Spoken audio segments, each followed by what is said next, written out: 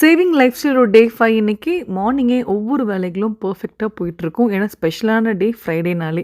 So காலையிலேயே உங்களுக்கு கோலம் போடுறதுலேருந்து, பூஜை பண்ணுறதுலேருந்து ரொட்டீனா ஒரே மாரி ஒர்க் தாங்க பண்ணிட்டுருப்பேன். நெறைய பேர் கேட்டிருந்தீங்க, எப்படி நீங்க இவ்ளோ அழகா எல்லா ஒர்க்ஸும் பிளான் பண்ணி பண்றீங்கன்ட்டு.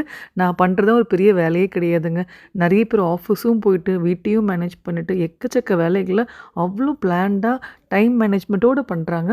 ஸோ அவங்களலாம் பார்க்கும்போது நம்ம ஒர்க்ல ரொம்ப குட்டியா தான் தெரியும். இப்பலாம் குட்டீஸ்க்கு ஸ்நாக்ஸ் வாங்குறத விட எங்க வீட்ல குட்டி குட்டி குட்டீஸ் மார்னிங் வராங்க பாருங்க, அவங்களுக்கு பெர்ஃபெக்ட்டா இந்த பூந்தி வாங்குறதுக்கு தான் கடைக்கு கரெக்ட்டா போயிடுறேன். ஆனா போனா கை சும்மா இருக்காது. இந்த முறுக்கு, சிப்ஸ் இதுனா வாங்கிட்டு வந்துருவேன். ஆனா என்ன பொறுத்தவரைக்கும் மத்த பிராண்டு சிப்ஸு, பேக்டு சிப்ஸை விட இந்த மாரி வாங்கி குழந்தைங்களுக்கு குடுத்துட்டு போயிடலாங்க. இது ஜஸ்ட் ஆயில் மட்டும் தான் பிரச்சனையா இருக்கும்னு நான் நினைப்பேன். ஆனா கெமிக்கல்ஸோ, எந்த ப்ரிசர்வேட்டிவ்ஸும் அதில இருக்காது. நீங்க எந்த மாரி ஸ்நாக்ஸ்லாம் குழந்தைங்களுக்கு குடுப்பீங்கன்ட்டு பிளான் பண்ணி சொல்லுங்க. புதுசா பார்க்குறவங்களுக்கு டவுட் ஆயிடும். குட்டீஸா யாருங்க குட்டி குட்டியா அப்படின்றது. இது காக்கா தாங்க. எங்க வீட்ல வந்து 10, 15 வர ஆரம்பிச்சுட்டாங்க. ஃபர்ஸ்ட்டு மந்த்லி ஒன்ஸ் அந்த பாக்கெட் வாங்க.